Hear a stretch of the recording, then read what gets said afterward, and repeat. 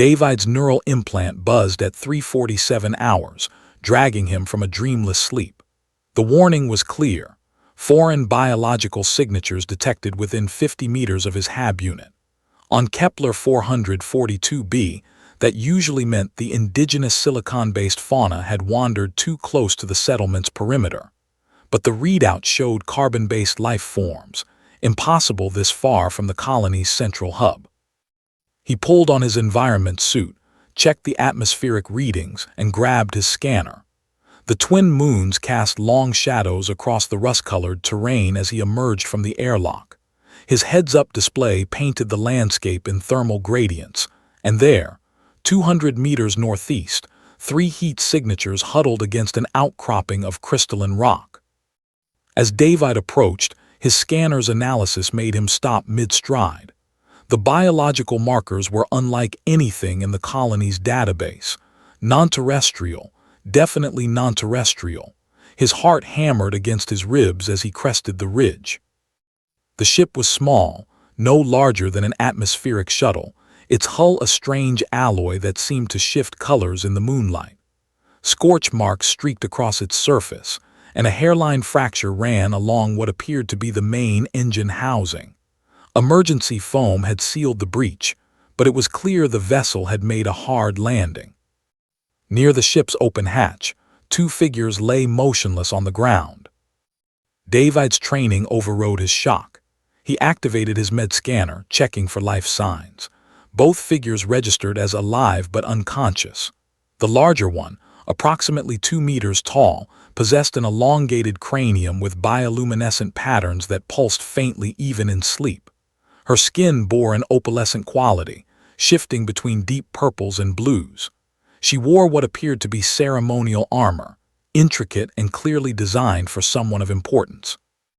The smaller figure, barely a meter in height, shared similar features but with more pronounced bioluminescence. A child, David realized. Her small hand was clasped tightly in the larger one's palm. His scanner identified the problem. Their ship's life support had failed.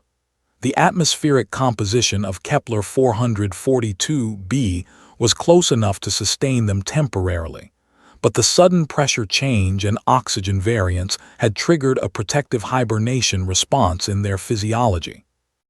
David made a decision that would either save his career or end it.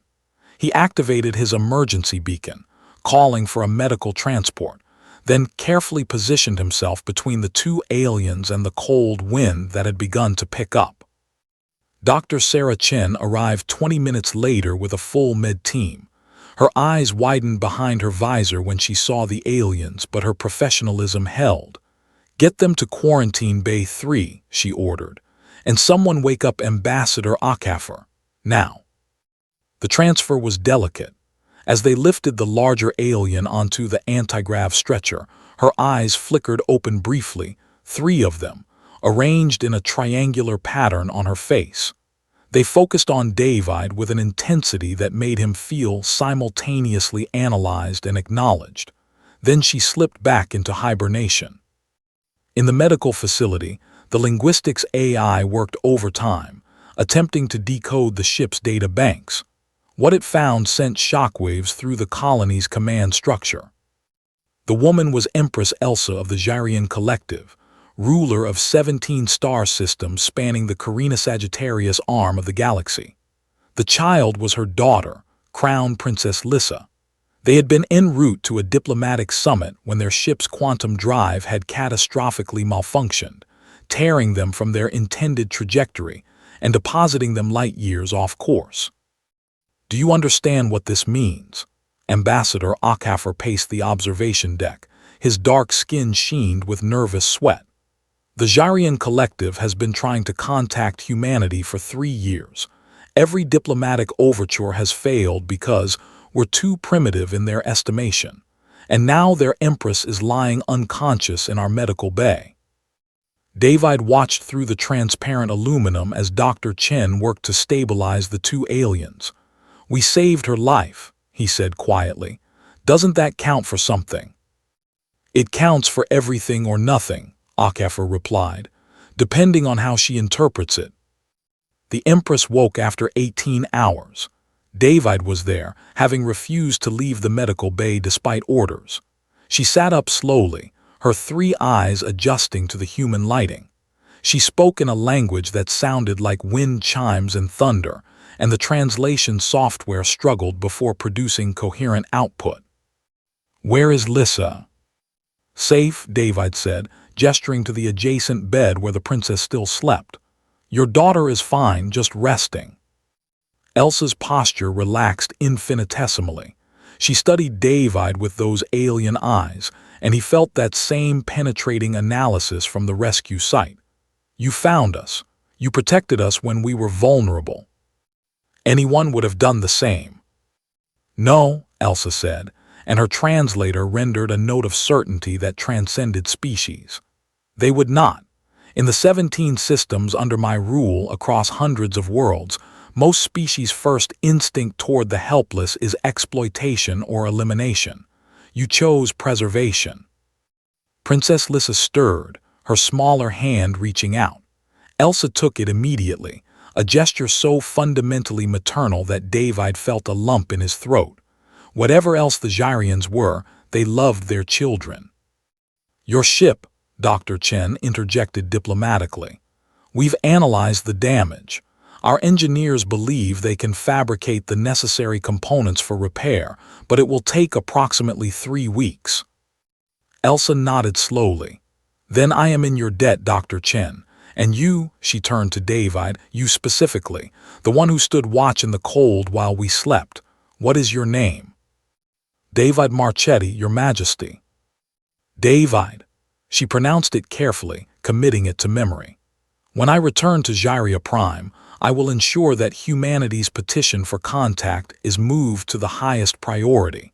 You have proven that your species possesses the one quality we value above all technological advancement, the instinct to protect rather than exploit." Over the following weeks, Elsa and Lissa remained in the colony while repairs proceeded. The Empress shared knowledge freely: medical advancements, sustainable energy solutions, agricultural techniques that could revolutionize food production. Not as payment, she insisted, but as the beginning of friendship between their peoples. On the day of their departure, Princess Lissa gave David a small crystal that glowed with the same bioluminescence as her skin. "So you remember," she said in careful, practiced English. Elsa placed a hand on David's shoulder, the gesture awkward but sincere across the gulf of their physiologies.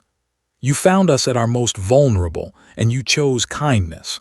That is how civilizations should meet, not through conquest or commerce, but through compassion."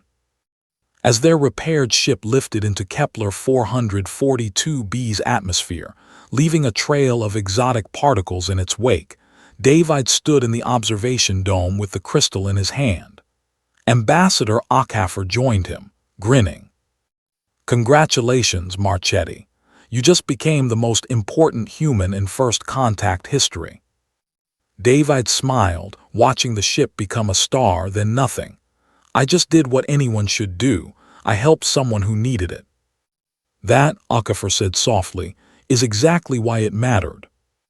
6 months later, when the Gyrian diplomatic fleet arrived in Earth's orbit with full honors and an invitation to join the Galactic Assembly, they specifically requested that David Marchetti be part of humanity's delegation. The man who had stood watch over an Empress and her daughter on a cold alien night had changed the course of human history with a simple act of decency.